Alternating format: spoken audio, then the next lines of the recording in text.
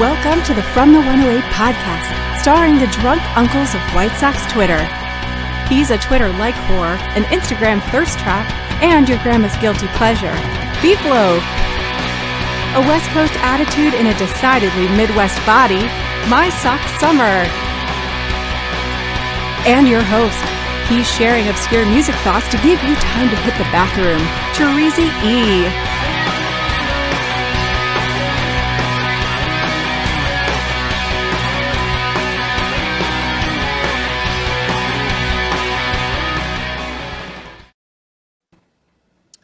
Thank you, Quarantine, and welcome to the show. No.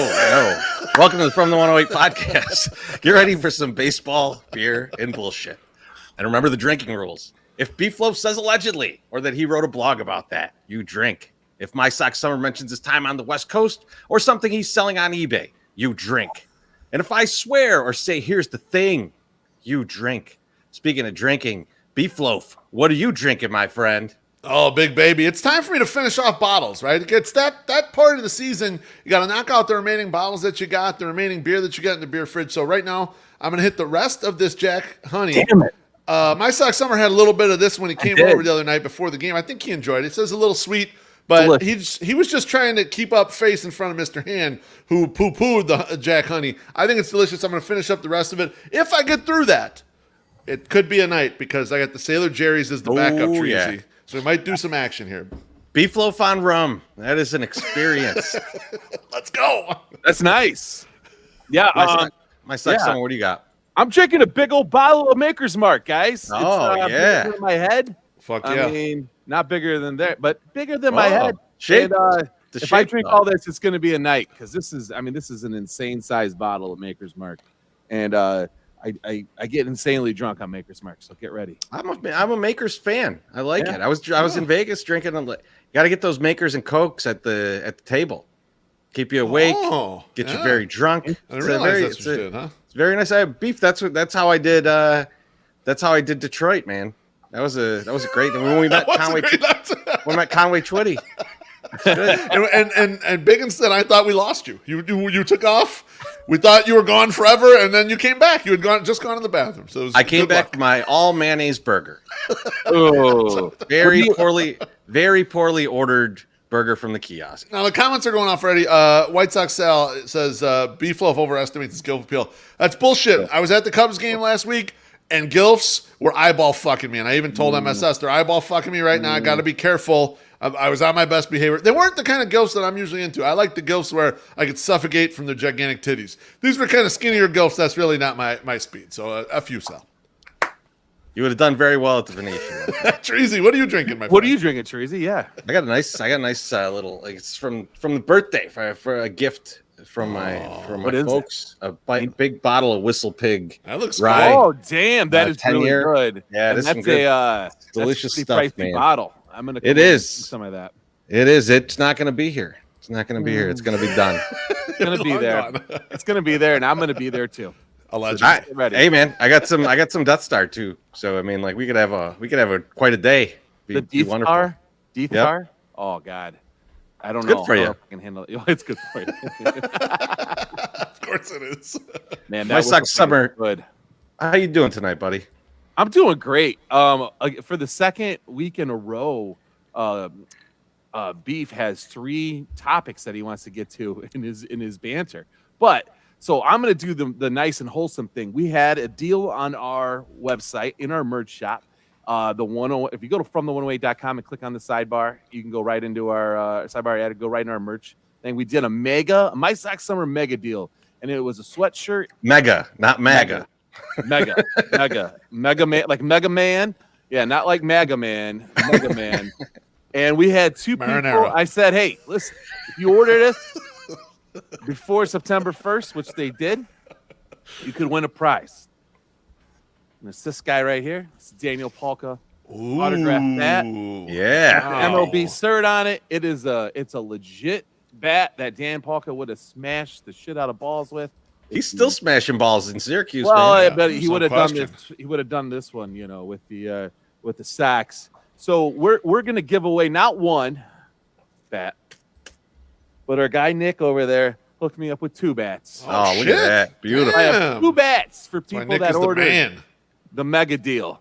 And Terezi, roll my little graphic. Anthony B and JJC, you guys are the winners. You don't have to do anything. I will just ship it right to you, right to your house. You guys have won the Daniel Polka bats. I appreciate you guys for coming in. JJ is also the proud Daniel Polka big time collector. He's the one that has everything nice. in his house. He said that his wife wouldn't believe him that he got a free one, but he is getting a free one. So look for this soon. You're gonna have to write a letter with that. Yep. I'll be like, congrats on your MSS. Make sure you put the signed athletic supporter in there. All right. Okay, so here's the deal. Put a receipt for $500. I know you have that under your pillow on your bed, like for the tooth fairy, but you give that away to him. I have to keep it in the middle of our bed. Me and my wife share the cup. But what I found the cup.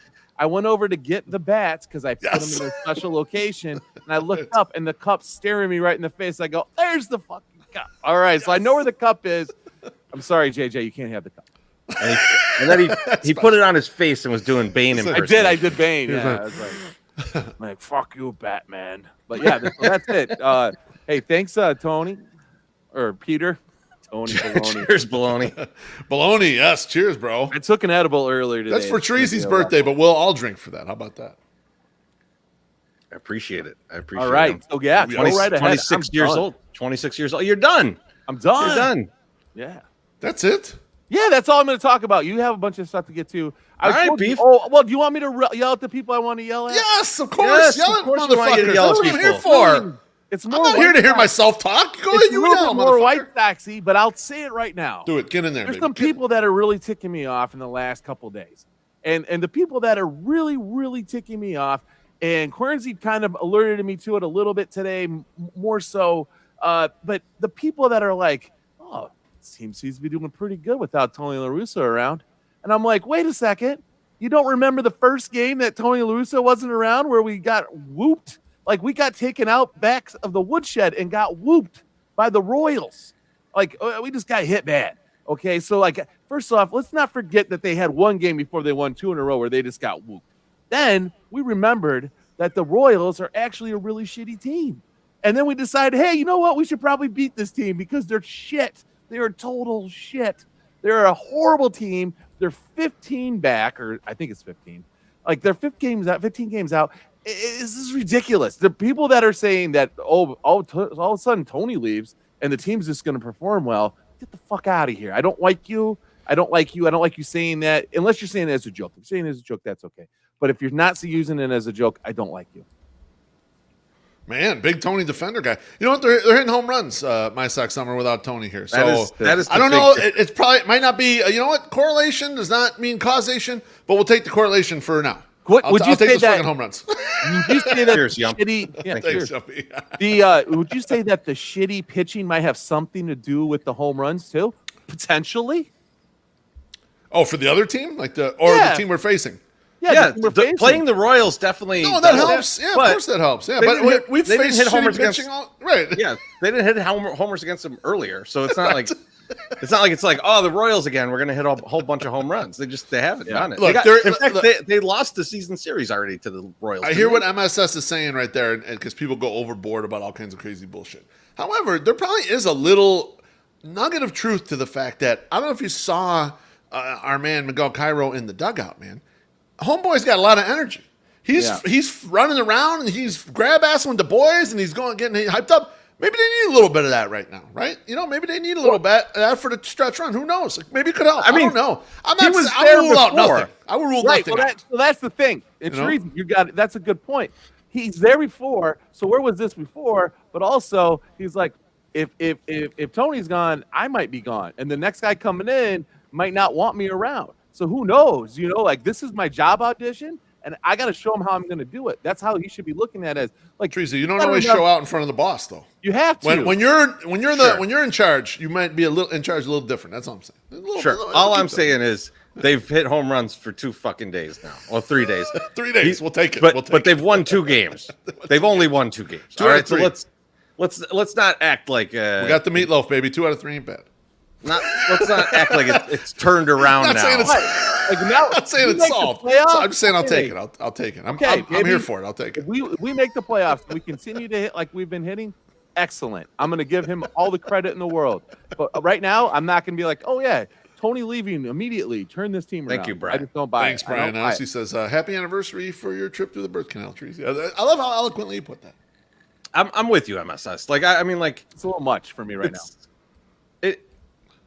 It's correlated, but yeah, it's not.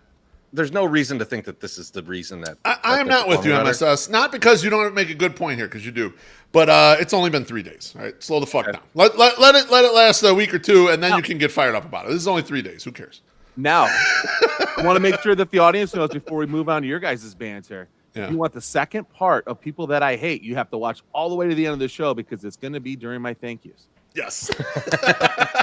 You have to watch the whole anti thank yous. I like it. Yep. Beautiful. Beef, how you doing, buddy? I'm good. I'm getting a little shit from MSS that I got 3 parts for the banter. I'm going old school banter. I like to bring up some points for us to talk about. See, newer school banter was just us pontificating about shit, right? Fuck that. Let's have a conversation, a couple small ones, and get into this stuff. So the first one, something that we should have circled back to way before, Treasy. It was a throwaway comment by MSS in a show recently.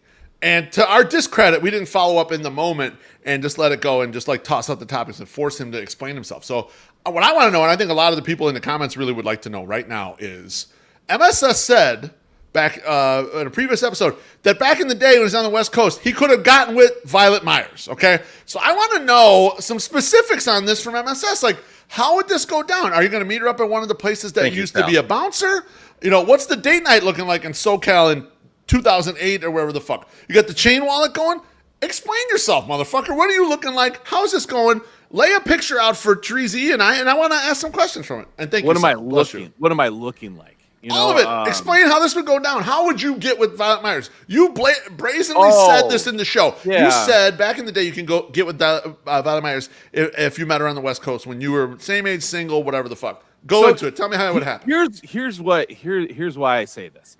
Violet, from what I can tell, and it's not like I've done a ton of research on this, but I've done enough to know that she seems like a very kind of more down to earth type of person, like just kind of goes with the flow, and then also is willing to F her fans, which is pretty amazing. So like she has been with like just legit fans. I mean, they have huge baby arms between their legs, but what I'm trying to say is I thought enough of myself. Like I thought I was at least cool enough and had at least a little bit of game, you know, that if I was in the right place at the right time, and she was also in the right place at the right time, something could have formulated. I think I could have worked something potentially. Like I don't know if it would have happened, but it potentially it could. No, keep going. How would it happen? How would you attempt to get in there? How would you attempt to get in there? What's your approach? You meet her at a bar. No. Beef. You go for it. We got to ask it this way.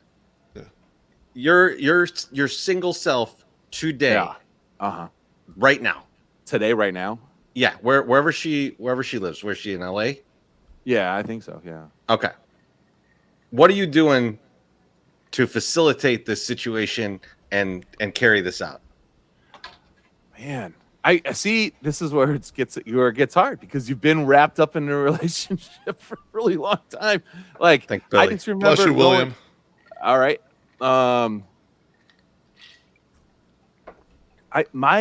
So you're trying to get my moves. You're trying to get my sack summer moves. Yeah, but we're not stealing them. All right, just give them. I know. We're all married. We're married. A lot of people had me. No. I mean, it's not Treasy and I are married combined like 30 years. We don't care about your fucking moves. That worked like 25 years ago. That would never work now. Go ahead. I didn't have like a great move. I think my best move, and it was stolen directly from swingers, is like you have to act like you don't want the shit, so then they'll give you the shit for free. Like if you act like you don't want it and don't need it, it just like comes flocking to you. And I know I've said this before. Like I worked at a bar in like a sports bar in Huntington, and like I had a very, very good run with waitresses and whatever that worked there, bartenders that worked there. Now, one would assume that what you're with one of them or whatever, that you're cut off from all the others. That is totally untrue. It was like people, would take a chance. They would take a chance. It's crazy. So this is, I don't know. Like my biggest thing was like just to act like you don't need it, and then it just happened. And then that's all right. So was my biggest thing. No, like I'm saying though, I'm reading between the lines here. I'm reading between the lines here. Go for it, Treasy. What MSS would do is he would go on MySpace. He'd find out what bar she was going to be at. He'd show up. Yeah. He'd drink himself into oblivion, and then just hope that like he wakes up blacked out next to her. It wouldn't be.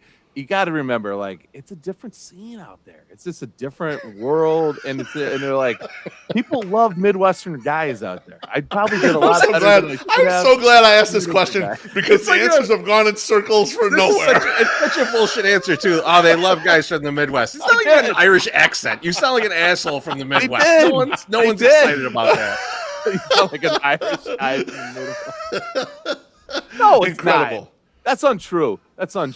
I don't think I had I'm just trying to think. I'm just literally trying to remember. But like Taco Gladiator kind of said it right. Like it's like I'm not saying that I was anything like outstanding out there. It was just I didn't have a girlfriend for a very long time because I just didn't want to like be wrapped up in something. I was like, I'll take my chances and see what happens.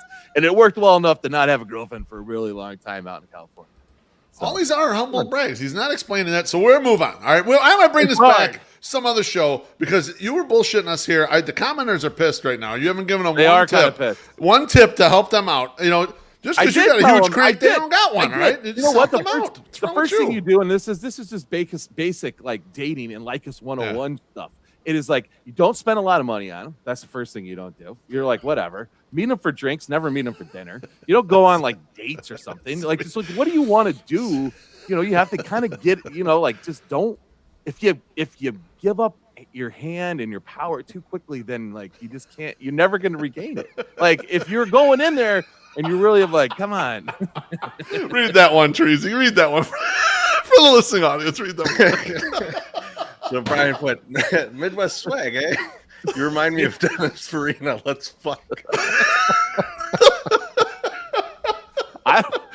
That's perfect. That's a perfect way to end that. So that's one thing. Number two, we had something happen on the internet today that was kind of funny, and I'm going to put up a graphic for everybody. It was Stacy King on Twitter. He tweeted. He said, the original tweet was from yesterday. He said, your boy ready for bull season to start. Let's go. And it's a picture of him. He's wearing an LA hat. And then adult film star Kendra Lust replied, I'm going to hit a Bulls game this year in Chicago with the smiley face. And that reply was this morning, around 7:45. And then your boy Stacy King replied back around 11 a.m., let me know when you want to go. So my question for you guys is this. Stacy King, he was a 90s Bull, okay? And they're like the Beatles in Chicago and actually everywhere. I mean, like, people love the 90s Bulls all over the place. So in my opinion, the whole, like, don't be horny on the main, the 90s Bulls should be immune from that. They're allowed to be as horny as they want on the main. My question is this. Is Stacy trying to show us as a people that it's okay to be moderately horny on the main? Or what is he doing here exactly? I think he sees enough of Sock's Twitter, and he knows that you should be horny on Twitter. It's the horniest place on earth. Yeah, and I think he's trying to show my Sock Summer the ropes. He's the rules. If my Sock Summer could really get this done, this is what it would look like. Stacy. Exactly. Stacy King knows how to do it. I put a question mark at the end. He put a question mark in there. Let me know when you want to go. Question mark. It'd just be like. He should have been more direct with his statement. That's what I would have. I'm a 90s Bull, like the I'm Keith Hernandez action, right? Like, that's you want to check out my rings? And that's what I would have said. Now, in a later tweet, he claimed that they're friends, that they know each other in some way, shape, or form. Now, what was kind of funny is I went to go look it up because I thought, okay, the 90s Bulls are really fucking famous to us, and people within, like, say, 10 years older or younger than us. They're incredibly fucking famous. These are like, they're rock stars, basically. Kendra Lust is 43. She'll be 44 in a couple weeks. So she's kind of right our age, basically. So it would not shock me if she is really, like, friendly with Stacy, kind of knows and whatever. I have no idea. I have no idea if if Stacy's married or not, but he's definitely going to smash. I mean, I no doubt in my mind after that email trail, he's definitely going to smash. I mean, he's not hiding it. It's just out there. Man, Violet still hasn't followed me on the old app. See, there it is. Kind of sad. That's why you couldn't execute the strategy, MSS. She doesn't care. She's not interested. Thanks, Jumper. Appreciate the drink. Yeah, thanks, Yump. Give me that 0.3 once you're done with that beef. Yump says Stacy just saw some old MSS Violet Myers Sarah J tweets, tried to steal it. Yeah, I don't blame her for stealing that strategy. Number 3, and last but not least, I saw this on Twitter about a week ago. Zombie Jackie was tweeting something about, now I'm paraphrasing a little bit, how universal it is that when you catch a ball at a baseball game, you give it to a kid. And then a bunch of bounce back came, particularly about the situation with Wally in San Francisco, where he asked the player to throw him the ball. He caught the ball. He did not give it to children. So I want to, and he famously said, he gave the old the Michael Jordan, right? The fuck them kids. I'm looking for the goddamn graphic. I don't see it. There you go. Thank you, Treasy. The fuck them kids. So my question for you guys is, we need some rules around this, because I've caught 2 balls at games before. Yeah. Neither one were foul balls. Neither one were thrown to me. Actually, I did catch one thrown to me by Daniel Polk. I did give that to a kid. But I caught 2 balls that were in play. I caught a Yomer home run, and I caught a Jose Ramirez ground rule double. I did not give those to children. My question is this. What are the ground rules for you got to give the ball to a kid? And do you get, are you exempt from that if you have kids yourself? So you don't have to give the ball to another kid. You could just kind of give it to your kid, or just take it home to your, or just take it home and pretend you would have given it to your kid, but really keep it yourself, like I did. So what do we think? What's the ground rules for a ball? So where I'm at on this is that if you don't want the ball, then you give it away, and if you give it away, you give it to a kid, right? Like, so when you see some moron throw the ball back on the field, he should have given that ball to a kid. Yeah. That's a stupid thing to do, and luckily at our park, you get kicked out for that. That's right. Yeah. But if you want the ball, I mean, hey, you go ahead and take it. I do want to ask people who want the ball. You caught the ball. You caught this foul ball. What do you do with it?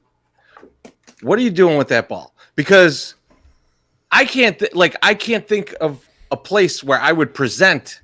Yeah, you got a bucket of foul balls that eventually will get thrown out.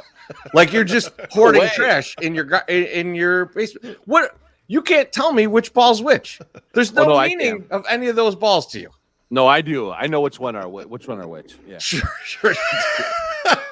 You can tell the practice balls from the regular balls, though. Yeah, that's true. MSS is absolutely right. Yeah, you can tell. But if you have more than one regular one, you have to remember the grass stains on it. I mean, not a lot of them, man. There's not a lot of like I said, I've only got 2 balls. I have the Yomer and I have I have 2 Jose Ramirez, and I kept them my liquor cabinet over here. I've got them right here on display. I got 2 balls. Fine, on display. Beef. That's good. That's good. I wouldn't. I mean, I have baseballs. Like, I have James Shields autographed baseballs, of course. Of course you do. Yeah. And I display them here. But if I caught like a foul ball from like a Cleveland Guardian, I'd just give it to a kid, because otherwise I'm probably gonna lose it that night, or I don't care. I don't take it as like a prize or anything. So like, John Carney's right. He said I'd give the ball to Violet Myers. That's a good opening move. She's a good kid too. She's a good kid. She'll be like, what is this? Here's what I think it is, Treasy. You're being we got to be a little more structured here, in my opinion. But you're right. You want to keep the ball. But you're making fun of people for keeping the ball, and that's also fair game, in my opinion. Like, you think it's ridiculous for people to keep the ball. I kind of think it is too. In some ways. I don't think it's ridiculous for them to keep the ball. I just want to know what people do with those foul balls. Yeah. No, I have no idea. Just generally, I don't understand what you do with it. I have no idea. I got a ball as a kid at a minor league ballpark one time. A guy just threw me a ball. I wanted to crack bat, and I didn't get it, and I was very disappointed. But the guy gave me a ball. So, we came home and we played catch with that ball like for forever, right? Like, me and my dad, we just played catch with it. That was what we did. This is your official ball. Go have fun with that. Now, my girls, because of the COVID season, remember when we sat over there in 104 and we'd sit above the bullpen? every game that we went when we sat over there, they got a ball because we'd go down to the bullpen, and if you have two small girls, they throw you a ball every fucking time. And then we also caught one off a home run, or Adam Eaton threw me a ball. He threw me a ball once because I was asking for it, and he threw it to me. And I was just doing that for the story. That's called content, #content, and That's put correct. that up. But the second time he did it, my little one is sitting right next to me, so I gave her the ball because she wanted it. And then, so those things are fine. I think it's totally okay to take whatever ball you get, like a foul ball or whatever, and take it home to your children if you have children. I agree 100% with Treasy. If you do not want the ball and you're going to throw it on the field, then you really definitely give it to a kid. But when I was single and didn't have kids, or might have even been married, and I was behind the home. I wasn't single ever when I went to Sox games. But when a ball went over the backstop and I caught it or whatever, I gave it to a kid in my immediate area because I'm like, I don't need this. Like, I don't need to take this home. I didn't catch it. I got it bounced off a seat, and I grabbed it. So I was like, here, you enjoy this. Like, I'm not going to enjoy this as much as you probably will. So it was great. No, I did not throw it at it. Adam Eaton was awesome. Comments are on fire. I got through Adam Eaton through White Sox balls Al at me. wants The to guy know. loved me. White Sox wants to know, what if the kids around you are assholes? That one's my favorite one. Now there are kids. And then chugging with fresh, Dougie Fresh says, "My ball's my choice." I feel like these kids though that don't get balls at major league ballparks are not trying very hard. Like, they need to try harder because you can get them pretty easily. Like, go down there and just start yelling at. They're people. low energy like Jeb Bush. Oh my God. I knew something was going to come out of this. I'm so glad it's Old man yelling at the Just get a job. These kids don't work hard enough to work balls harder anymore. It's not that. I'm just saying. That is exactly what you said. No, it isn't. I said I feel like a kid that doesn't get a ball that wants a ball at a park is not working hard enough, is what I said. Not working hard enough. Okay, I didn't say, oh, it's no work ethic. Yeah, work harder. Work harder in that and what you want to do. Got it. Treasy, how about you? How you doing, buddy? I'm doing good. You ruined it. I had a great show last week without your stupid ass. Yes, I knew this was going to come out. Come on, baby. Bring it. Once a month, no trees. It was fucking incredible. It was our least watched show in the past, 6 months. Great job. Take it easy, all right? Doesn't mean it wasn't good, dipshit. Quality high, viewership low. Lord. All right. So how are you doing? Fuck you. So I saw this video on the internet, non-pornographic video on the internet, and it was are you guys familiar with Stacy Dash? Remember Stacy Dash from yes, she's sir. Coolest and Mo Money. She's in Mo Money. Yeah. She's hot, man. She's big legit conservative now. She's legit crying in this video. I'm like, what's going on here? And apparently she was upset about DMX passing away, which, look, when it happened, I was upset too. I was like, oh, damn, DMX passed away. That sucks, man. And but that was a year ago. And somehow April 9th, 2021. Somehow a fucking monster truck funeral procession with every Rough Rider in the New York State area going over the Brooklyn Bridge. Somehow she missed all of this. I was just amazing. and then to my Summer's point, I found out that Stacy Dash is this big time conservative, really far right wing person. And guys, if the news and the channels that people are consuming on the right wing are so fucked up that they don't hear about DMX passing away, I'm actually a little bit worried that the country might be divided. The first time I've really thought this, first time this has really come to mind, but I'm starting to think it. I'm starting to wonder if there's a division in this country. It's kind of wild. And Tim is hitting one out of the park. Timothy Maher says, you could say that she was clueless. Yes, I agree. That I saw that, Treasy, and I was thinking to myself, this is incredibly strange. I even wondered, maybe was this recorded a long time ago and people are just kind of messing with it or whatever, but this is some shit from right now. What the fuck? It's weird. Oh, damn. Here's Dan. Yeah. Dan. Oh, thank you, Dan. R.I.P. Appreciate Yeah, you, I'm man. putting Good to in see my you at new the ice ballpark, cube. Dan. It was really nice hanging with you at the ballpark. I upped my ice Dude. cube game. I got a skull ice cubes now. I'm gonna put one of those. in there. DMX was awesome, by the way. There's no question.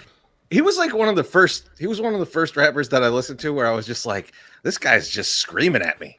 Like, just like he's mad. I don't know why, but he's fucking pissed off. He I got his love who soul in the hearing? art, man. He was pushing out there, and I remember reading something high energy. about DMX. Like, Extremely high energy. energy. But I remember reading something about DMX is saying that like his upbringing was so brutal, like he was so poor and it came from the hood, and it was so like all the rappers claim they're from the hood, but then it's like the other rappers would stand down to him because they're like they would be in awe of the fact that he came up out of it and he did so well for himself. Like he got a lot of respect from everybody else. It was like kind of cool that like, oh man, this dude pulled it off. It's impressive. There's a great video of him with his daughter on one of those like bungee rides where they're in like the cage and they're strapped in, and he's got his arm over it, and his same voice, same gravelly voice is like, "It's okay, baby, it's okay." You know, they're like, he's like, "We're gonna stop. We're going. See, it's fine. We're fine. We didn't die." You know, and you're like, "God damn, DMX!" Like that. Not even in character, like still talking like DMX. I assume that's just how he was. Yeah, I mean that's his voice.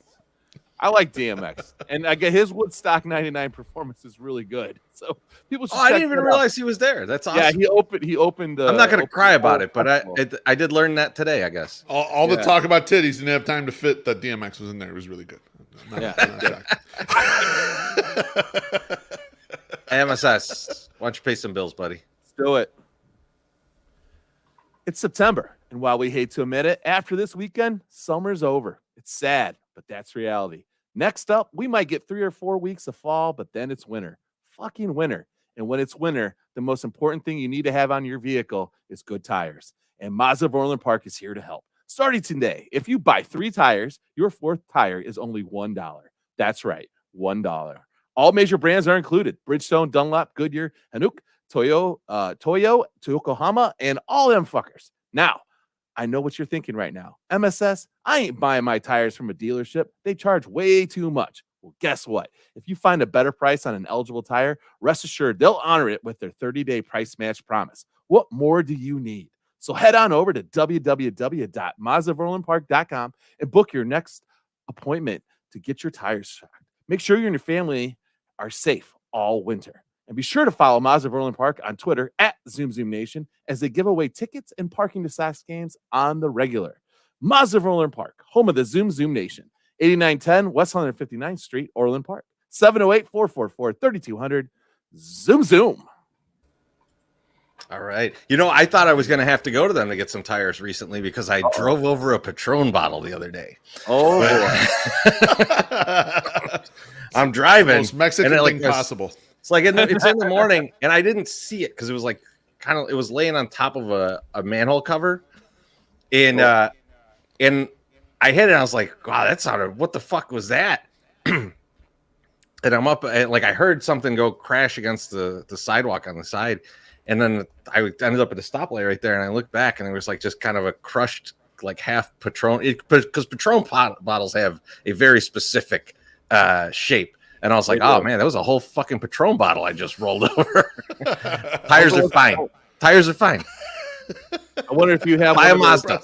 That's impressive. Damn. I wonder if you have one of those Hankook. But whatever. I probably do. I have one of the tires you couldn't pronounce. That's I don't know. The brand I have. I was gonna. That's how good they are. I'm fucking stupid. Stupid sometimes. I should just take that out. I shouldn't even try to say it. The tires are so good. My Sox Summer can't even pronounce them. Doesn't even know how to pronounce it. The Marinar tires. All right, fellas, you guys ready for some White Sox talk? This image is like I don't know what it has to do with what we're going to talk about, but I fucking love it. I do. We're at the end, baby. Final month. End of the year, man. Final month. I know, bitch. Like, I'm feeling you there, MSS. I'm with you, baby. I'm with you. This is why me and your brother did so much of a better show without you here. You don't even understand. Damn, man. Shots fired again. Shots fired again from MSS. We can't leave it to just the comments to call you out on your bullshit. All right, I got to do it too. That's right. He's got to keep it in the show. Someone in the comments said that they just found out Tupac was murdered. I don't even want to let them know that someone from White Sox Twitter did it. Yeah. DMX. Yeah, it is difficult. No talking about Jordan Miller during the show. Thank you. That's true. He'll kill us. So Brian, the first thing we want to talk about is obviously we haven't talked to you since the last weekend, other than the Sunday soap, but we didn't talk baseball. So we have not talked about the D-backs series. It was horrible. The Sox got swept by the D-backs. Yeah. The team that we thought most of the guys on the team were actual porn stars, including Christian Walker, which huge miss. Huge miss. I'm sorry. But I thought Raul, aka Ramon, was I nailed that one. That was the only one I got right. It was funny because I was listening to it on a plane, Beef. Yeah, when you come back from Vegas. I was coming back, and I had bought the shitty Southwest internet. Yeah. Didn't work, so I couldn't get the YouTube version, so I couldn't see anything. Yeah. So I'm just listening to it, and I heard the name, and I was like, I know what this is. I know what this is as soon as it happened, because you had mentioned something about that guy in Santeria, and I was like, this is where this is going. And I was so excited when I got there. I was way too excited for the plane, though. The U.S. Marshals was like, "Hey, you got to put that away, sir. You got to put that away." I said it's loaded, but it's not ready to fire. That's not lethal. And so back to the D-backs. So we haven't talked about the D-backs yet, and that series was horrible. And what I want to ask you guys is, what was the low point of the D-back series for you? Where did you hit rock bottom on the White Sox season during this D-back series? And Beef, I'll start with you. All right. So I've said this before. I think I said this when we were just hanging out one time, but I want to mention on the podcast. So we get to 108ing really hard. We start on Friday, sometimes kind of right after work, going to the game, post game, whatever, Saturday, most of the day, game, whatever. We do the Sunday soak. So before we go to the ballpark, well, many of you are tailgating or even just commuting to the ballpark. We are getting shit-faced before we even go to the game. When I roll into a Sunday game, if you've ever seen Dave Chappelle's Charlie Murphy's True Hollywood Stories, I'm like Rick James when he's bartending at the China Club. When he's behind the bar, that's how drunk I am when I get to the ballpark. So Sundays, I'm my most vulnerable. My most fun-loving, but most vulnerable. And so it absolutely killed me on Sunday. Dylan Cease giving up a home run with one out in the top of the eighth, on an 0-2 count, mind you, with the Sox up 2-1. He gave up a home run to something called Sergio Alcantara, 26-year-old journeyman who's been on 4 teams in the last 24 months. Not exactly a world beater. And earlier in the game, he had also given up a donger to the well-known threat, Stone Garrett, who sounds like he should be a guitar player in a fucking Pearl Jam cover band, okay?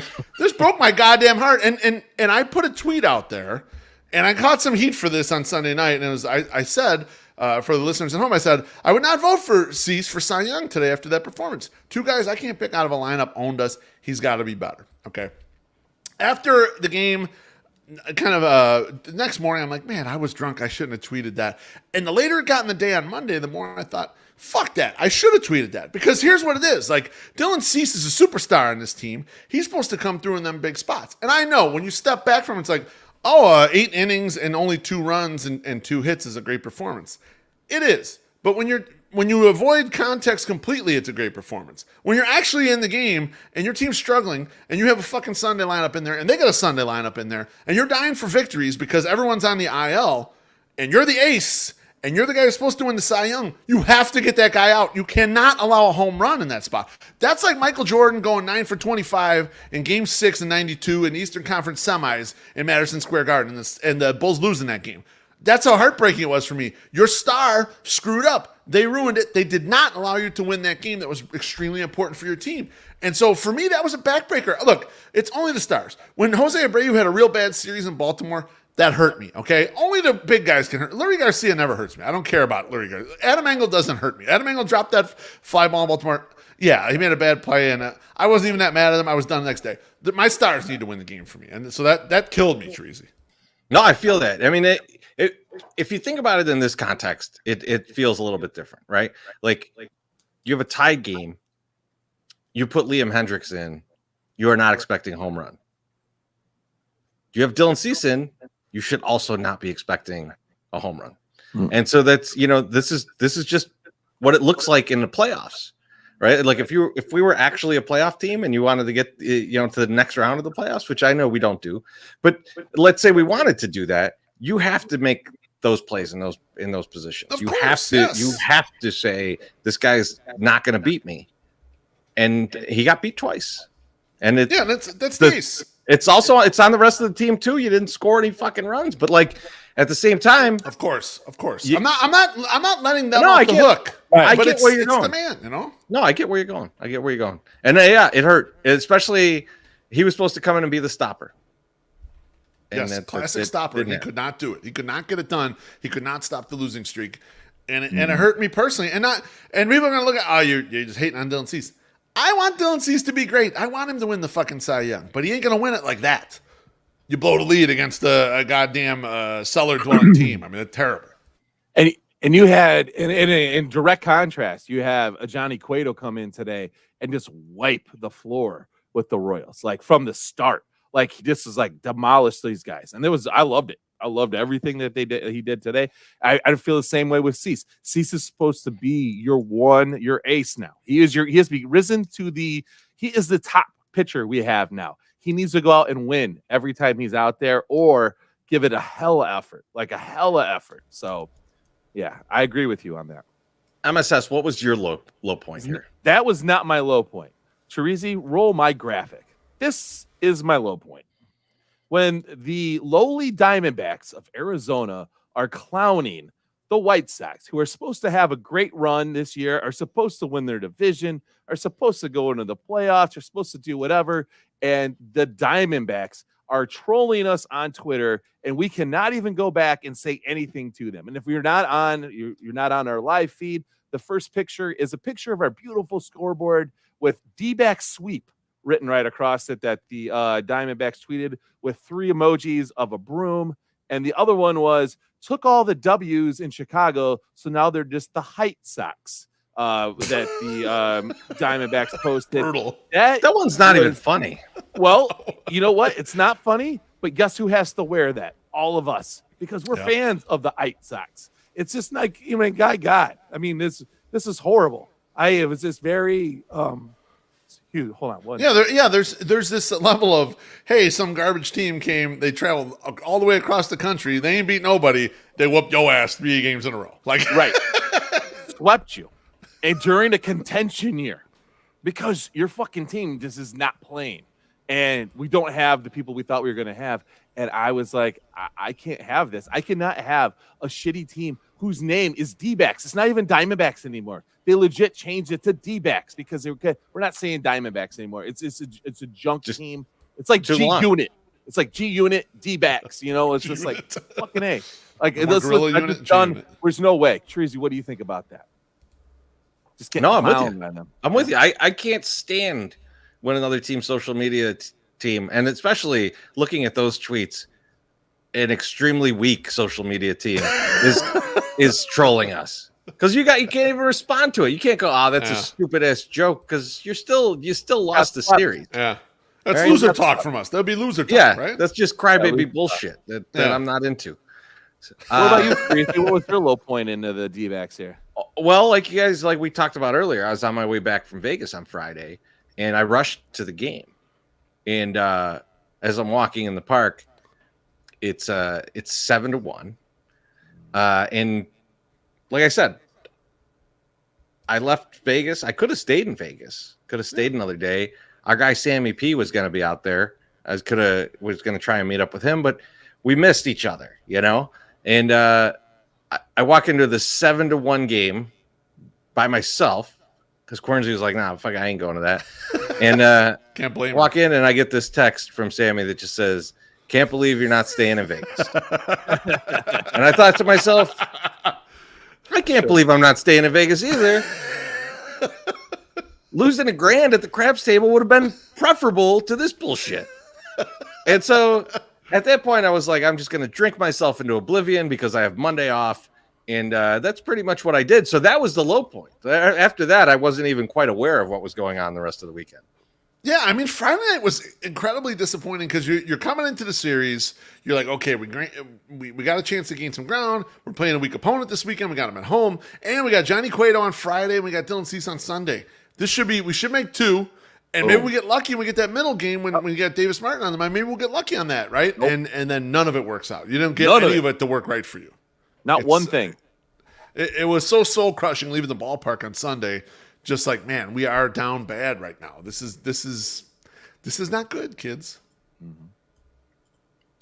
You know what's funny though, guys? The Guardians did lose tonight.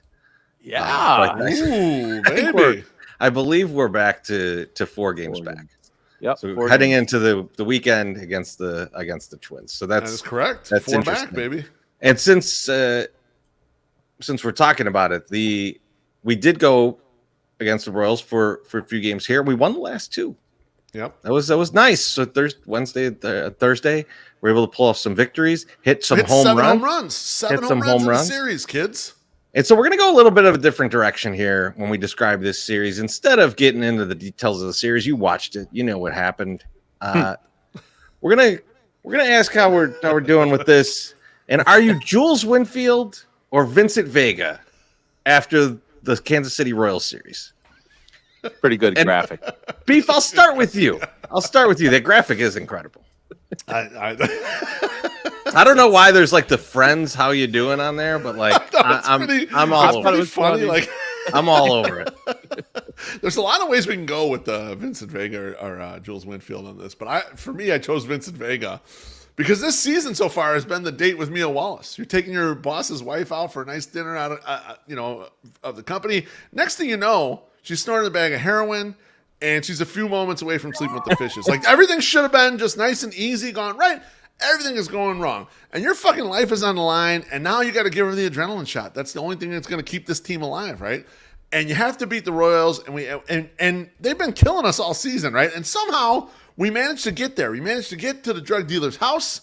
He managed to have the adrenaline shot. We get the fat black magic marker. We draw the circle. And we plunge that thing from deep like Steve Curry. Stephen Curry, and we make it. We actually make the shot. Yeah, so Steve Kerr, and we make it. Somehow we make it and keep ourselves alive. That's what the whole series felt like to me. We're at the game Tuesday night, and it's a catastrophe. And then last night we skipped the game purposefully. We all had different things, personal life things we had going on. We weren't able to go. The White Sox through the whole series though hit home runs. And I like Timothy Maher in the comments says, Miguel Cairo's Winston Wolf. He might be Winston Wolf, right? We're kind of pulling a rabbit out of a hat with this series. We're getting a little bit lucky. Like now's the time we start hitting a bunch of home runs when we could have used them all season. And today another nice effort. Andrew Vaughn hit a home run. AJ Pollock hit a home run. Like my guy Larry Legend was all over the place on the field today. And even the guys that I'm expecting to do a bunch of stuff with Jose and Eloy Jimenez didn't really come through. So we're kind of a little bit getting lucky. So I'm Vincent Vega. Like maybe we shot the moon here. Maybe we just narrowly avoided something. That's a good one. I'm with you. I'm Vincent Vega. I'm in a slightly different way. Okay. Because after that Diamondback series, I was off in Amsterdam. I was in a different world, man. I wasn't thinking about any of this. But then they get a couple wins. Like I said, we're 4 back again. And I came back. Probably only to get hosed down completely naked. And then eventually shot 1,000 times after I take my morning shit. Spoiler alert for anyone who hasn't seen Pulp Fiction. That's right. Man. MSS, where are you at, man? Well, guys, I'm Jules. Because not much has changed all year. I'm calm and cool, and it's really not up to me what happens next. So I'm just going to walk the south side and ride the highs and the lows. We've survived all the injuries, and guess what? We still have a fucking chance to win this fucking division. That's amazing. Is that divine intervention? I have no fucking idea, but I'm just going to sit in the 108 and watch it all play out. I love I it. like. I was hoping there was a walk the earth. I was hoping someone was going to go walk the earth. I'm glad you did it. I'm glad he brought it in there. Walk the south side. I can't wait. I can't wait to see a tweet from you up on the hills at Palmisano Park. Just walking the earth. It's just like when I was thinking about this question, and it was a very interesting question. I had to I even messaged Wolf. I was like, what's your thought process going into this? Because I was like, I want to make sure that I'm getting it somewhat right. And he's like, oh no, it's open to whatever. And I was like, okay, cool. And like in this case, it actually was. He wasn't just setting me up to have a dumb answer and then be like, you didn't understand. I would never do that. I set you up for greatness. That was last year. That's what I do. That was only last year. So yeah, I was just like, because at first I was like, I'm Vincent Vega because this team just keeps getting lucky. Like the boss's fucking mom died or the wife almost dies and it's under your watch and you're like, but you squeeze out of it. Yeah. Okay. And then you get to the next point. You're like, we're in the back of a car or their kids in the back of the car and we're talking and the gun goes off and his head blows off, but you didn't die. And then you're get also out of it. Like, you get out of it. The wolf helps you get out of it. Like all these things. But we're the dumb one because we're the Sox fan. Because Jules is the smart one. Jules is like, okay, I'm done with this shit. Like this was the chance I was supposed to die. I need to get out. But then we're actually Vincent because we're dumb and we just like, nah, man, it was fine. The kid was shooting all over the place. Like he's using science instead of like the actual mojo. But I feel like I'm more Jules, just calm and collected. It's like I really don't give a fuck. I'm not gonna go off one way or the other. I was actually going to say the first half of the season was Marvin's head, but I do like the kid's head equals Eloy's hamstring. I also like whoever said my wallet's the one that says my suck summer. I like that. I like the comment that said, "Listen, we're in the dungeon getting it like Marcellus." That's not a gladiator. You know what? He gets away. Sometimes that happens, and it depends on how you react to that situation. I think Marcellus reacted well. Oh, that was great. It was one of the best things ever. I don't even know what we're doing next. My God. I guess we got to do a YouTube ad. Yeah. Subscribe to our YouTube channel. If you're watching us on a live stream right now and haven't subscribed, make sure you tickle the undercarriage of that subscribe button and get on board. If you've already subscribed and are watching the show, talking smack about MSS's internet and generally meat gazing at Treasy E and I, please smash that like button in the face. If you are listening on the podcast feed and have never enjoyed the eroticism that is the YouTube version of this show, come to youtube.com/FromThe108 and hit that subscribe button. Our previous goal was 1,000 subscribers. We're currently at 1,100 plus. That's going to allow us to make minimum wage for about 1 hour per month if we do a full podcast schedule. You just can't beat that. So get your friends, your family, your dog, everyone to subscribe and allow the 108 to fulfill the dream of becoming YouTube thousandaires. I love you. All right. It's time for some more White Sox talk. I love the Hawk alarm clock in the middle of the traffic. That's great. Great touch. You had to have it be the Hawk alarm clock attached to the ticking time bomb that is the 2022 White Sox season. All right. Before we get in there, White Sox Sal says this season is Tony Rocky Horror after the massage. Oh, man. Let's hope not. White Sox Sal, let's hope not. Yeah, I don't, it might be. It could be. It's well, that's what we're going to talk about now. So what are you looking forward to most in the last month of the season? And I'm going to start with my Sox summer. Of course you are. I appreciate it. My on-field, the thing that I'm looking most, forward to is Dylan Cease still continuing to rake and have a great year and continuing to go forth. Last game, notwithstanding, Dylan Cease will be bounced back and he is fine. We're still going to play Detroit a few times. The guy owns Detroit. We're going to be okay. So don't worry about it. That's my first thing. One good thing that I think that we need to, see. And plus, the chances we still have a chance that we can still make the playoffs, which I think is kind of goes hand in hand with Dylan Cease pitching well.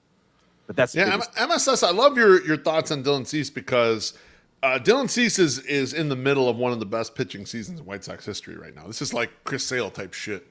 that he's accomplishing at the moment. And so, like, yeah, it'll be interesting to see how strong he's able to finish here. Now, Dylan Cease has always been someone who's durable, right? He doesn't really miss starts. He's a guy who runs up a pitch count and maybe doesn't get as many innings as you'd like him to get, but he makes every start. So I think we're going to see something down the stretch here. He's going to have himself a shot at winning the Cy Young, even though I just poo-pooed him in the last segment. Justin Verlander is on the IL.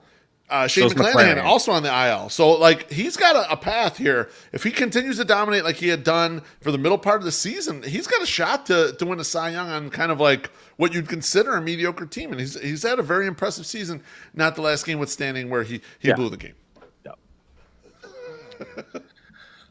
No, I like that quite a bit. I think that's, even if the Sox are falling out of it, that's going to be an exciting piece to the season. Is the Cy Young watch. You know, like when I wrote up mine, I was thinking of this in terms of like, what if they're not in it? What if they fall out of it? What if you know, what am I still going to care about as we go down the stretch? And Beef, what do you have for that?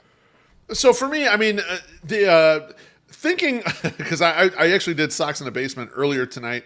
That's going to be up in the morning, and Chris Lanuti kind of asked me, like, am I looking forward to the next season already? Is my brain kind of going that way? He's like, you guys are in the stadium all the time, but you can't help but think about it.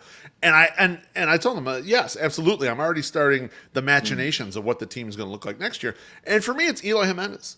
You know, I know he left the game today with day-to-day with leg soreness. He's had leg soreness for the entire second half, okay? He's been playing through shit the entire second half. I keep seeing people yell, oh, he's soft or whatever. The White Sox are trying to push him out of being soft by making him play through all this shit, right? Normal Eloy Jimenez would have sat months at a time here. He's been raking, even though he's not fully healthy. And what I want to see is if he or Andrew Vaughn can take the mantle from Jose Abreu. Neither one of them, to this point, in my personal opinion, have made me comfortable in realizing that Jose Abreu might not be on this team next year. And Jose Abreu is not the old Jose Abreu. Jose Abreu has entered his Michael Brantley era of his career, right? He's going to be more of an on-base, singles, doubles guy, less of the home run guy. He's not him anymore. What we need is someone to take that from him and say, okay, I am now the alpha here. I'm the best hitter. I'm the RBI machine.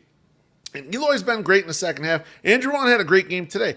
I need one of those guys to pop up and show that, okay, it's okay if Jose Abreu does not come back and sign. It's okay if we decide to go in a different direction and replace Jose's production with some other type of production, you know. What's not Rick Hahn making decisions notwithstanding. I mean, we'll you know, the elephant in the room, we'll ignore that for a second. I want one of these guys to take the mantle from him. And so the last month of the season is going to have me watching that. I'm going to be very carefully watching at bats. And I've noticed lately, like, teams are not afraid of Andrew Vaughn right now. So his home run today, maybe they'll start being a little more afraid of him. Maybe he'll start taking more walks because they're afraid of him. Teams are coming right at him, where Eloy is different. They're pitching around him as much as possible. I need one of those guys to really show out this last month and show, okay, all right, I am now the best hitter on this team. Yeah, and there's a ton of comments. Eloy's fragile. Eloy is barely going to play any games. I think I agree with you, Beef, that they're trying to kind of push him past his small kind of like tissue injuries and say, like, you got to play through this stuff. And he's been doing it. He's been doing it. Yes. I think there was a game a couple weeks ago where he was like, he ran through first base, he was safe, and he's over there kind of stretching it out. And Aloha Mr. Hand's like, hey, he's hurt. I was like, he's always hurt. He's like, he's been hurt for weeks. He's fine. He's gonna play. Yeah. And the trainer came out and everything, and I think the trainer came out and said, we're not taking you out of this game unless some shit's pouring. So get your ass in gear and go play. And he stayed in the game. And it was, I think that you're going to see a little bit more of that down the stretch. I do think that if he's feeling something late in the game, they're going to replace him. And he's in the outfield, they're going to replace him defensively. Yeah. But today, like, he was DHing, they replaced him. But I assume he will be in the games this weekend. I was going to say they're up 5-1. I assume they know he's playing with something, and they're probably like, look, just take treatment, get out of this game. We got this game won. Don't worry about it. We'll put in the hitter for you. I mean, he left the one game, I think it was in Cleveland, after he took a swing in the last inning, right? He hurt himself, came out of the game, and Chuck Garfien is like undressing him in the postgame show, and he played the next day. And people were upset that he played the next day. I was pleased he played the next day. The guy's trying to play through injuries. And not everyone's as tough as Jose Abreu, okay? Some of these guys are learning to try to play through injuries. So I see a lot of the people are talking shit about Eloy out there, and I'm just keeping records of all of you. Don't worry, I'll go look up them tweets. I'll find that shit and bury you in a couple years after he's become the best hitter on this team. Don't worry, I'm watching, all right? But I don't think it's fair. I mean, not everyone is as tough as Jose Abreu. Some of these guys got to learn how to play through some of this stuff. And it's funny. It's different directions, right? With Vaughn, they got to hold him back a little bit because he'll try to play through it, and he sucks, right? He sucks when he tries to play through it. We saw that at the middle of last year. He was terrible. Don't let him play through it. You got to rest him when you need to rest him. Eloy, on the other hand, can be effective when he's hurt, so they push him to play through it. Beef, I wonder if it's, though, different injuries, right? Like if Eloy is just kind of like, there's he tweaks his legs, and like if he stretches it out a little bit, he's usually fine, right? Yeah. As opposed to Andrew Vaughn, who it seems like his injuries are like in his lower back. It's back, and like I mean, like anyone who's our age is like, yeah, that lower back shit, that'll get you. Like so. It saps your power. It'll sap your power. It might be just that they have. It's not so much their threshold for it or anything. It's more like these are different kind of injuries, and so the effect that it has on your play, kind of thing. Right? Yeah, and so like and they heal differently, right? Like so, Vaughn, like if you hurt your back, you're just like, what are you gonna do? You gotta lay down. Like you just fucking lay on a board, dude. You can't do anything. Yeah, you're fine. But that's a good segue to what I'm looking forward to, which is it. And this is kind of sad because of how low the numbers are going to be. But also, I want to see who's going to lead this team in home runs at the end of the year. Like, there's a chase right now. Yeah. And Vaughn took the lead today. I believe he's at 15. Yep. Jose's at 14. Dark horse, Gavin Sheets is at 12. He's really dark horse. If they don't cut him soon, AJ Pollock is at 10. Back to back games. Yeah. Pollock home runs. Oh, he could have had 11 today too, but they went up over the fence and got him. Great catch. That was a great catch. So we're definitely seeing that AJ Pollock could hit against shitty teams, like so. Especially against lefties, he'll hit lefties for sure. Yeah, I think it's what did they say? Like 9 of 10 home runs are against lefties, or 8 of 10 home runs are against lefties. Still hit lefties. So if the worst case scenario happens, Treasy, and he stays with the White Sox, he picks up the $10 million. He's the weak side of the platoon. That's it. You're playing against although we don't have a strong side yet, so that's the problem. Got to figure that out. But still, we have I will taken care of. Don't worry about it. Don't worry. I will say though that the one thing that was encouraging about Sheets the other night was that they played him against a lefty. And he was fine. He had 2 walks against a left-handed pitcher. He was earlier atrocious against lefties, right? I mean, like that was kind of the mark on his resume, the worst mark on his resume. So let me go ahead, Treasy, and give Tony La Russa a little credit, because I think his plan the whole way is he was trying to sneak him in there against lefties. He was trying to play him because I think he thinks this guy can be an everyday regular. He just needs enough reps against lefties to be competent so that you can play him in those spots. And so he's not a total zero. And you're right. When he first came up, he was a total zero, but he's getting better. And we saw, we were talking to Tony Marchese in a ballpark the other day, and we were talking about how Sheets would like to loop that ball to the other side, especially against lefties. He would just try to punch the ball, and they had to stop shifting against him. So he's adjusting as a hitter. Yep. And he's got the thunder. I mean, My Sox Summer and I were embarrassed twice on TV for looking really fat trying to go chase down one of his home runs, which never bounced up to us, unfortunately. But, I mean, that's encouraging. I agree. Yeah, him turning on inside pitches just looks great. Like, that's like when he's actually doing that. Look, he had the flop in right field the other day, but, man, he's given it everything he has in right field. And, like, he's gotten significantly better at playing right field. And we've seen the Sox try and trot out a lot of dudes in right field that weren't supposed to play right field.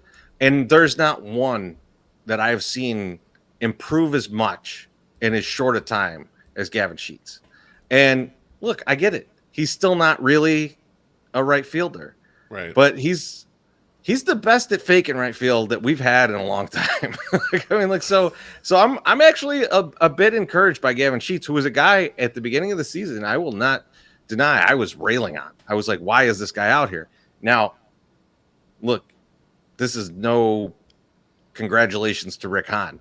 This should have been a guy in the minor leagues waiting for his chance to come up behind a major league right fielder. That's not what we got. And instead we're seeing this now. And so I'm looking forward to see if these guys, really get into it and start trying to hit some home runs against each other to take the lead for the team for the season. Like that shit sticks, man. Like you lead a team in home runs, that's important. That's it, and not just they want to win. They want to win, Treasy. Yeah, that's like if you're going to be getting a contract in a few years, if you're trying to sign as a free agent at some point, if you need to get picked up by a team, having led a team in home runs matters.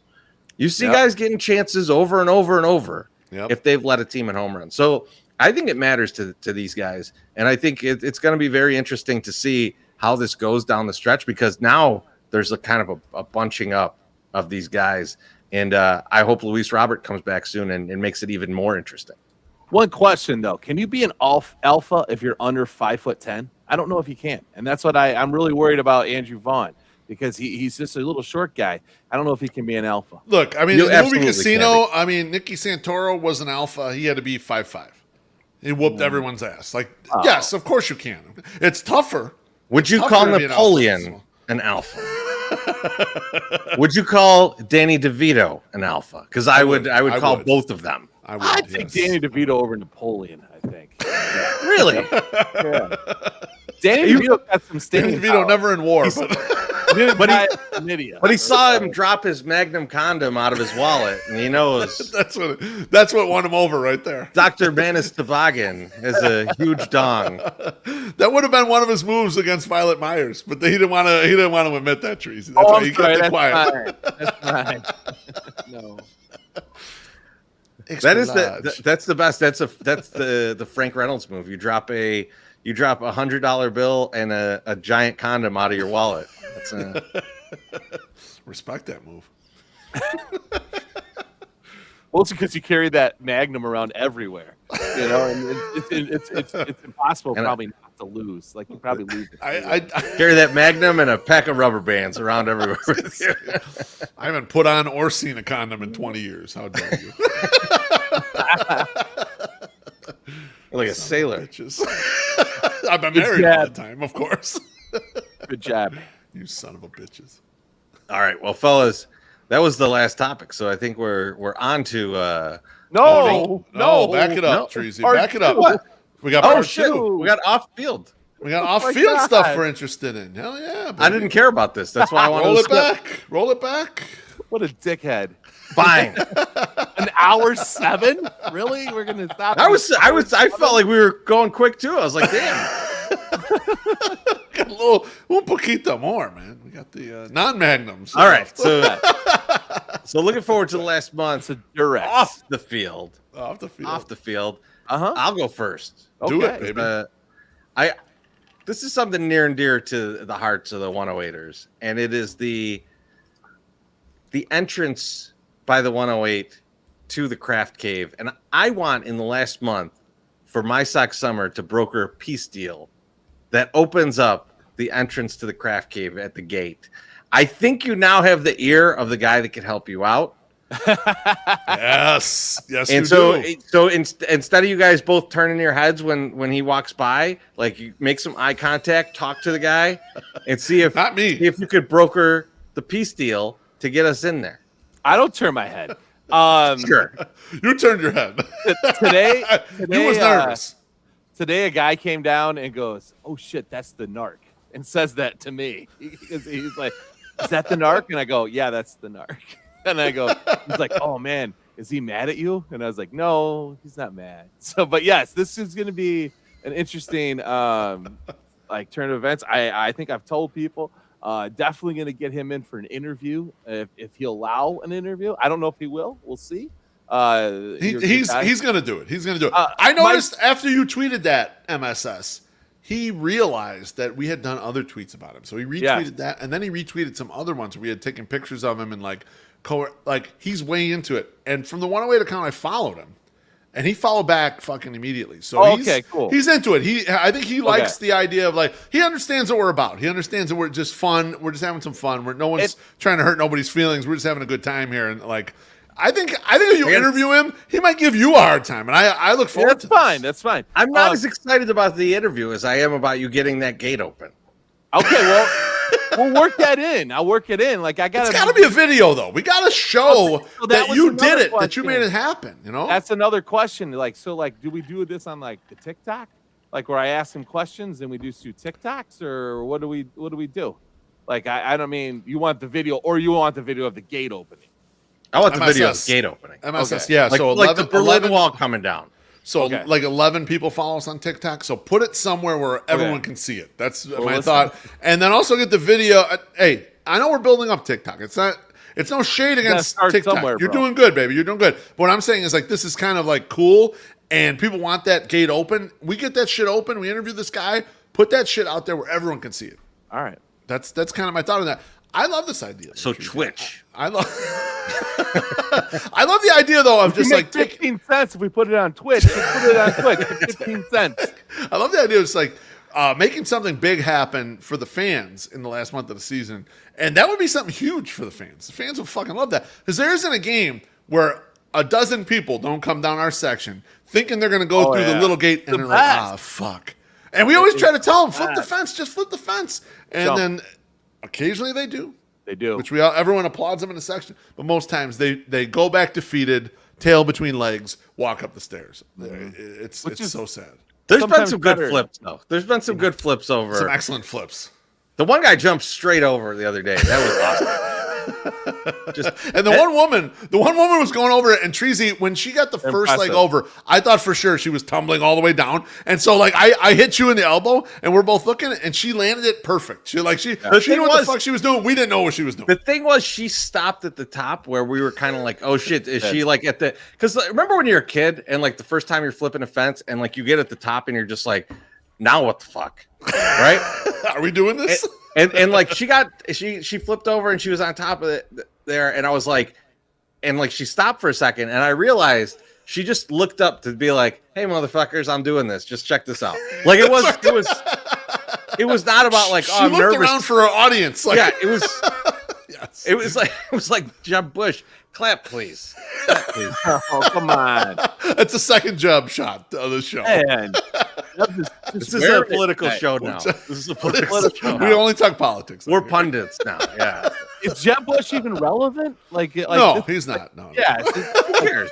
It's a 10-year-old joke. Okay. I just want to make sure. It's like Norm Macdonald making the Frank Stallone jokes. Okay. That's what we're doing right here. That's exactly what this is. All right. It's worried. Okay. MSS is worried. What are you worried about? You're worried the Jeb Bush people are going to come after us? I thought Jeb Bush was getting back into it. You know what it is? He doesn't want the minorities to get too out of pocket here. That's what. Yeah, Cubans love him. Cubans love George Bush or Jeb Bush, so they do. Jeb Bush. Well, he did storm victoriously through the country, so it's not. My sex summer. What are you looking to off the field? So, as we go into this, and Sal's going to be a hard time. Yes, I have notes, so I have to look at them sometimes because I want to make sure that I have my thoughts formulated. And when I'm getting into the makers or the other bourbon, I want to make sure that I get out what I want to say. There's the message from White Sox. Yes. Is it possible for MSS to have an organic thought and not script his answers? I would also he meant orgasmic though. That's it. White Sox is probably asleep already though. That's the thing. He left this in there and then he went right to bed because he's like 50 years old. So I would also like to point out that we don't have scripted answers, but we have notes. We have notes. We want to go. Always have notes. Right. So anyway. I'm not entirely sure what's going on with Tony La Russa, and I don't know if this is orchestrated. I don't think it is. I just don't buy that the Sox would orchestrate something this deep to like get him out of something. But what I'm going to choose to believe is that he's like just unhealthy right now. There's something wrong, and he is out there doing that. Now, there seems to be a bit of movement going on in the front office. Like Dave fucking Stewart is here. Why is Dave Stewart here? Where is he going to take over? Is he going to come in and coach? Is he going to come in? Is he going to become a GM? I don't know. What's happening? But these are the things that fucking intrigue me. Like, what is the next move? We never in a million years would have thought that Compton Ricky is going to get replaced by Tony La Russa. We never thought that Tony La Russa was going to come out of the woodwork to fucking manage a team. True. Like, we just never thought that. So if his departure is going to be a thing, what is next? That is a very intriguing thing to me, and it's something that I think that will on the back end will propel this team in a much greater direction than anything on the field. If we start reorganizing our front office and getting some people in there that are going to push us forward in different directions or try different shit, like, I'm all for it. Let's do it. Now, MSS, let me ask you a question about this. So I like what you're saying here. Yes. But what is your thought? Is your thought, because like you went from a perspective of like stories and thoughts, narratives and stuff. Do you want someone that's like a real guy who makes the news? You want like Jim Irsay, or do you want like Scott Boras, or someone that's like a lot of quotes and is going to like say a bunch of shit moving into the White Sox front office? So it's like instant entertainment. So even if we don't get the results on the field, it's like this is like a reality TV show. Or do you want someone like, I want someone really smart in there who gives me nothing as far as like having fun, but puts a good team on the field? What are you looking forward to here? Before we get into, you mentioned Jim Irsay, and I just want to make sure that I understand what you're describing here. Are you describing a guy who's going to maybe at 3 a.m. post a picture of himself in the mirror with like a hat to the side and like and say some shit like, sometimes you got to let the monster out of the cage? Like, is that what you're describing? Because I think MSS would be. I know I would be into that. I don't know if MSS would be into that. I think he would. Here's That'd what I dream. want. Here's what I want, and I think it's something that White Sox fans and Southside, just Chicago fans, would respect in general. Is a guy that if you fuck up, you own it. You don't blame it on somebody else. You don't like call something else into play and say, well, this is the reason why, or give the reasons why it failed. Like it failed. So just say like, listen, what we did didn't work. So we need to do something different. And you don't need to necessarily give specifics on how you're going to change it. You just say, this isn't working. We need to change it. We fucked something up. Right. And if you own it, Sox fans are so forgiving and are so like, they will applaud you when like, if Dylan Cease gave up 7 hits in the first inning, when he hits that first out, everyone still applauds. I don't know. Half of it might be sarcastic, but you know what? There's at least some part of them are like, good job. Way to go. You're right, MSS, because Lucas Giolito throughout his struggles has basically said, I've sucked. I've been unacceptable. And fans have been like, okay, he's owning up to it. He's having a bad year, but okay, at least he's front and center. He's not hiding from anything. Maybe like the GM was hiding from a lot of stuff. He's not hiding from anything. He's right out in front of everybody. Or Keuchel. And like that's why we hated Dallas Keuchel so much, is because he blamed it on everybody but his shitty self. Like when he's like, he's doing great now though. Yeah, right? I mean, come on. Like, he's only been DFA'd by 2 other teams. I mean, fuck yeah, it's clearly your teammates. It's not you anymore. You know, it's fuck this. So yeah, that's the thing that kind of gets me excited, just to watch this, and in the hopes that something will change and a culture change happens. So Jim Irsay is what he wants, Trees. Yeah. I think we need Jim Irsay. As long as they're wearing it. If you wear your mistakes, I will take that all day and take a chance.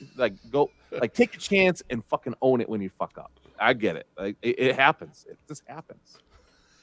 What about you? I love it. So for me, like, you know, we kind of watched this whole thing come on. We've gone through the rebuild, and then the team got good in 2020. We couldn't go to games. Then we could go to games in 2021. Limited capacity, then more capacity, then full capacity, whatever. So we saw it through the rebuild and everything.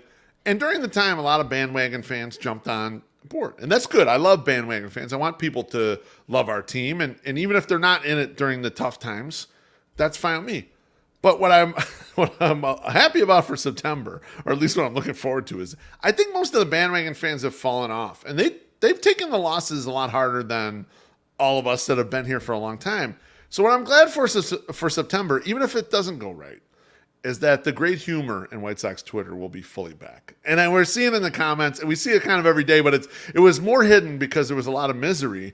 And the misery is going to start falling off because we're self-loathing people, right? We know we have a shitty team that we're rooting for here, and we don't always get anything that works out for ourselves.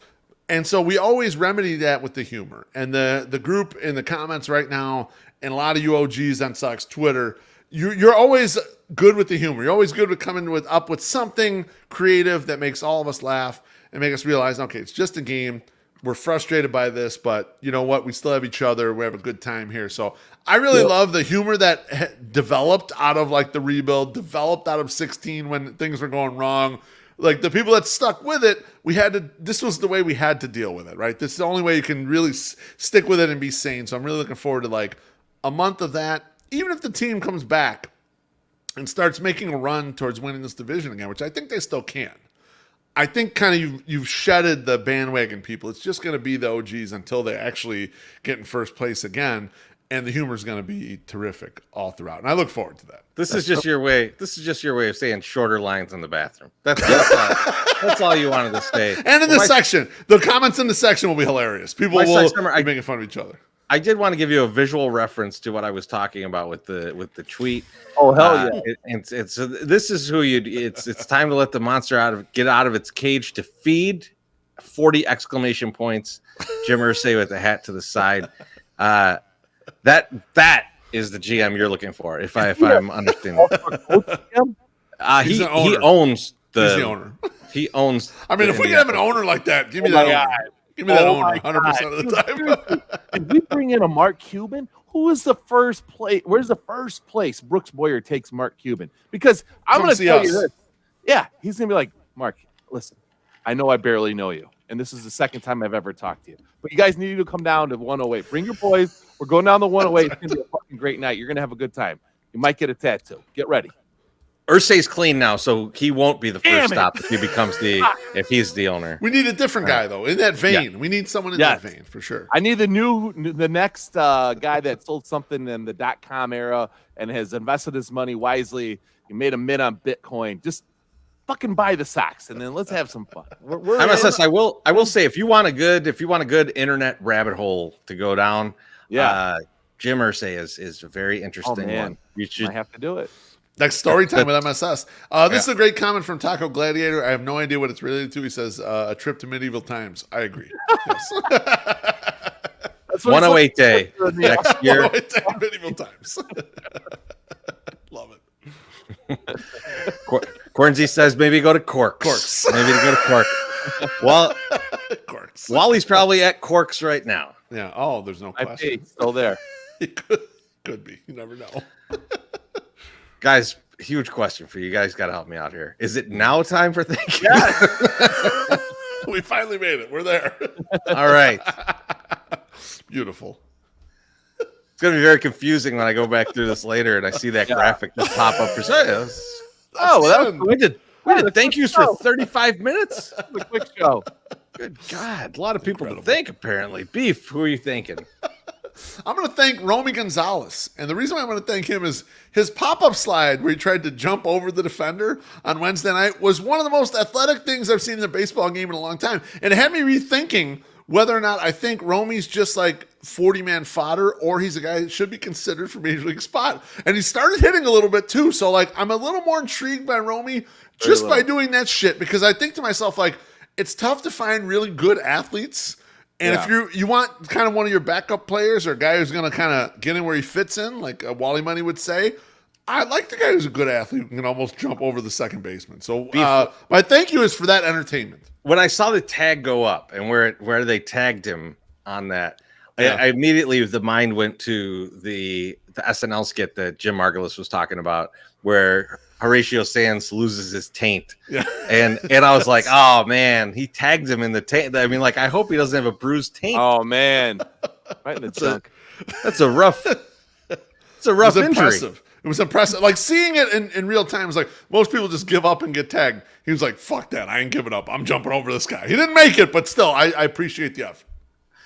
It would have been great if they would have had to explain his taint injury. Man, it's the fleshy fun bridge that is injured. Just watching Rick Hahn, if he did talk to the media, say that. I was going to say they don't explain anyone's injuries.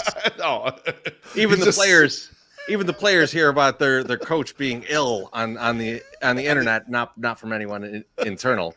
That's just pure communication that we've talked about this all year. I was going to bring that up as a topic today, and then I thought we've talked about this all year. So I'll just give a thank you to the White Sox for doing such a poor job of communications that there's reasons for podcasts to exist. I was going to say, I saw that out there a bunch, and I thought to myself, I'm not complaining about this because I am one who often puts on Twitter, I'm not watching Rick Hahn speak because I don't care what he has to say. So I can't now care that he didn't say anything about this stuff. I'm like, no, I'm staying out of it because I just don't give a shit. Like, no. See, I disagree with that because I say the same thing, but it's because he never says shit. No, right? Yeah. Like if he's just going to talk in circles and act like I'm an asshole and I can't understand what what he's trying to say, like I don't want to hear that shit. I don't want to hear someone talk or talk down to me like I don't notice that Eloy gets hurt all the time. Right? Like don't talk to me like I'm a fucking idiot or a child, right? But like when your coach is obviously having extreme health issues where he has to leave the team, mention it. Say something. Tell your team. Yeah, I was walking with one of the guys that we know at the Sox, and I said we're talking. I go, you got any inside information for me about Tony's medical stuff? He's like, no, I don't actually. And I go, dude, why didn't they tell the team? He goes, yeah, that's kind of a bad look, isn't it? Like they can't even I go, why did Andrew Vaughn saying it's found out on Twitter? And it's not like Romy Gonzalez, who's just up with the team, or like if they said like Adam Hazley, did you hear about Tony La Russa? He's like, oh, I just got off my flight. No, I didn't. What happened? Right. Like, no, this is Andrew Vaughn. He's supposed to be like the future of your franchise. Like you picked this guy like number 3 overall. He's already up with your team. He's supposed to be the best player on your team. And he's like, yeah, I saw on Twitter that I saw that UPS was going to eat his own cock, and then I saw that Tony La Russa had having heart troubles. I didn't think anything of it because that's where I get my news on Twitter. So I was like, that's fine. That's where I heard it too. Like, what's the difference? Okay. Like, why should Andrew Vaughn hear it before me? Oh, who cares? Like, I only get my news. Senior Sox like to know any porn talk while I was away. Well, maybe a little bit. You have to rewind the show. Go back to the beginning. Start from the begining because it comes in. It comes in hot and heavy. It does. There is something too to be said that maybe like you have a coaching class with your stars and your people on your team when they speak with the media about maybe the situation like that and to say, you know what, I just heard about it. Like let me get back to you tomorrow. About like my thoughts on that. Instead of saying, you know what, the team that employs me and pays my salary didn't even tell me. I had to read about it on Twitter. Like all of it, MSS. You're right. You can coach up the people and say, here's how you talk to the media. Here's how you protect yourself from anything sounding like we screwed anything up or you screwed anything up. But they don't do that either. Like, you want to go back, like, don't you want like Andrew Vaughn to go like to Scott Reifert or something? You'd be like, bro, what the fuck? Why are you not giving me some inside information? Why are you letting these people in to talk to me? Help a brother out, man. I don't even have the information. Like, come on, help me out a little bit. Yeah. Who else has got thank yous to do?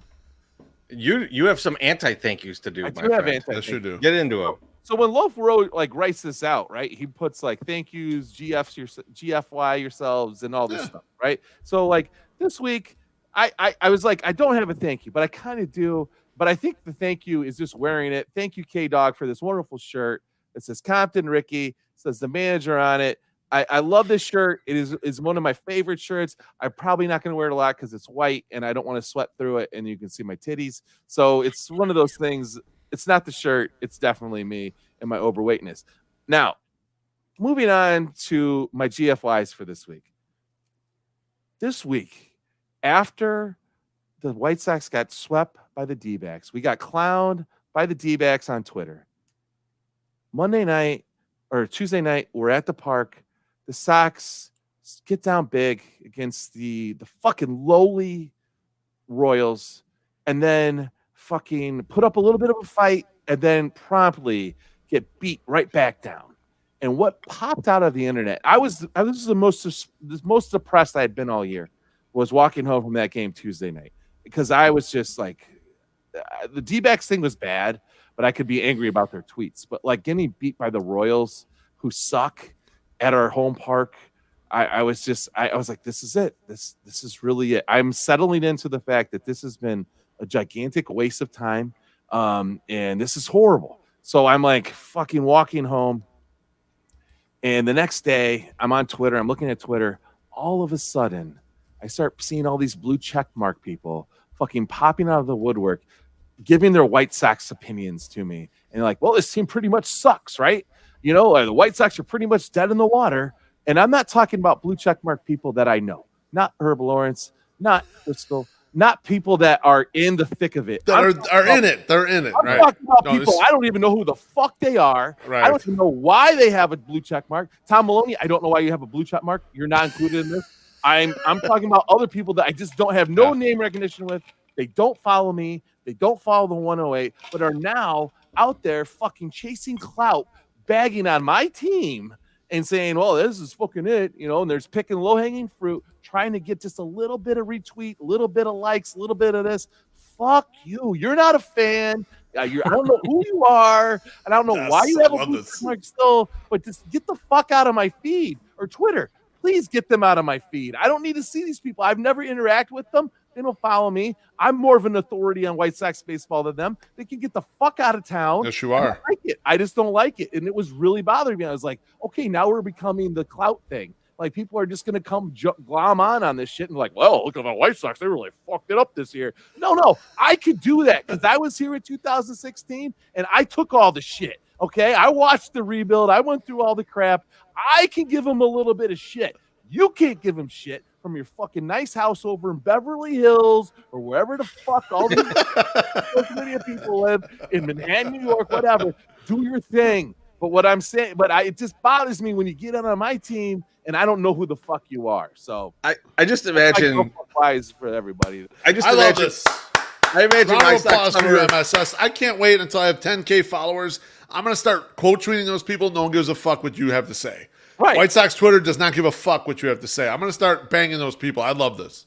I just keep thinking about MSS reporting these tweets to Twitter. And just like, I was personally just putting it put it like under the other category, and then it's just like, fuck this guy, fuck his blue check mark. That's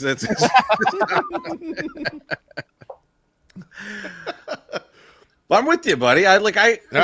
Who gives a fuck what these guys have to say? And it's Twitter's fault for trying to feed that in. Like, oh, this is baseball. This is bullshit talk. This is just like this is just man.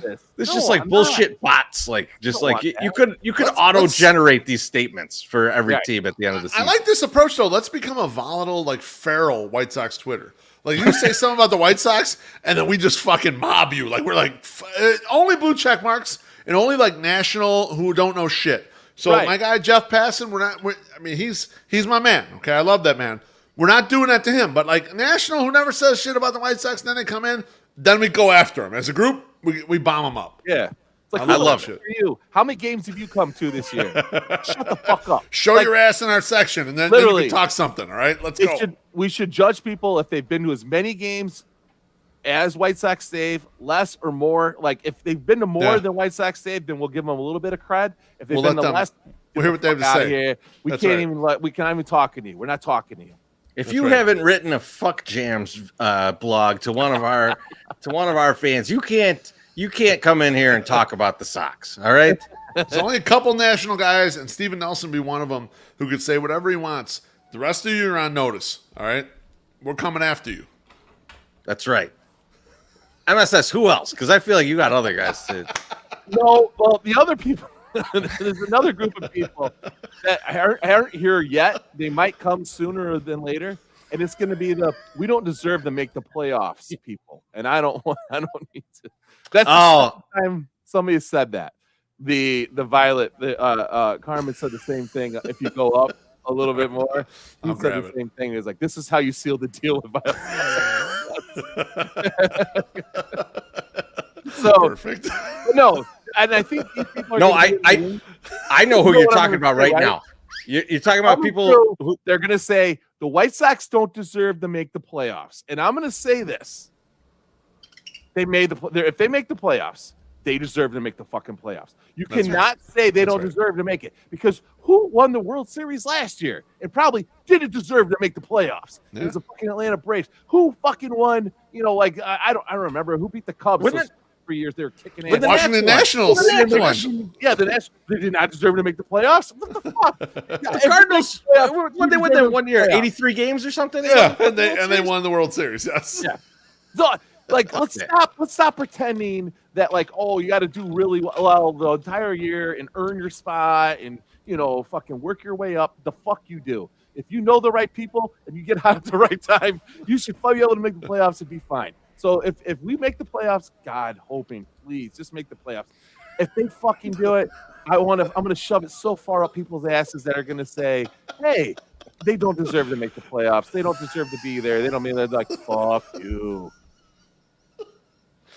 There's a lot of Comments support are killing for me. MSS. There's a lot of Comments are support for killing me. MSS. So I'm going to read this one because it has to be read. If you haven't used a Midwest accent to bet a California snuff actress, stay away from the 108. And you know, Brian, I'm going to agree with you. Killing it. I'm going to agree with you there. Man. I also want to just say this out loud to see if my Google app will pick this up. Okay, Google, play My Sock Summer's Fuck Jams playlist. It would have been great if it would have responded. Start playing. I like the one woman who responded to it and said, I feel like there should be a female version because these songs don't do it for me. And a lot of the comments are not doing it for me either. And to that, I say, make your own list and let me know, and then we'll post it. Like, don't be like, I think somebody else should do this. How am I supposed to know what a woman likes to hear when she's getting fucked? I know what I need to hear. Shouldn't that be the list? I would think that would be the I list. know what I like to hear, and I feel like And I told you, yeah, Jesus. H-Town knocking the boots is number one for everybody. Brian S says in the comments, I broke beef twice tonight. Yes, you did. I almost fell out of my chair. There's Good for you. My Sock Summer, there's so many kids. Tell her to write a damn fuck jam list, man. Come on. Write your. You should have tweeted and replied. Write your own fuck jam list. I'll post it. So many kids in the 90s I don't even know that they were conceived to H-Town's knocking the boots. Good. Here it I is. would say 30 to 40% of the population. If I'm being right. if I'm going low end on Yeah, this, no. you know, The world population, right? The world. You're not saying U.S. You're saying the entire world, right? yeah, world population. Yeah, world. Yeah. I had some great songs in there. Oh, I looked through. There's no question. Yeah, no, it's a great I blog. proofread it. Do It by Ice Cube. I swear to Christ, it's probably responsible for a ton of bursts. Like a ton of that man that's a sex song, man. I don't know. Maybe that might be a pulling out song. I'm not sure. I mean, you should have broke down the list by which ones people would pull out to and which ones wouldn't. I like that. That's the. You know what? I should have given that commentary. I'm glad you didn't do that. Next time. In fact, my thank yous tonight is thanks, My Sock Summer, for not doing that. I'll do it for you, though. Thank you. Bless you. But also, for my thank yous, do you got any more people at GFY? No, I'm good. Okay, mine's quick. I just want to thank everybody who gave me. This is gonna fall really deft when I just say thanks to everybody who wished me a happy birthday. And thank you to everyone who came out to the game and bought us drinks all this coming weekend. Really appreciate all those drinks. They're going to be very delicious. It is Hispanic Heritage Night tomorrow, so you should buy me and beef drinks. Unless you're Dan Reyes, then you don't have to. We'll buy you a drink. What about you? Oh yeah, you're Puerto Rican. I forgot. I'm 100%. Come on. Jesus. How dare you? How dare you? But yes, those are my thank yous.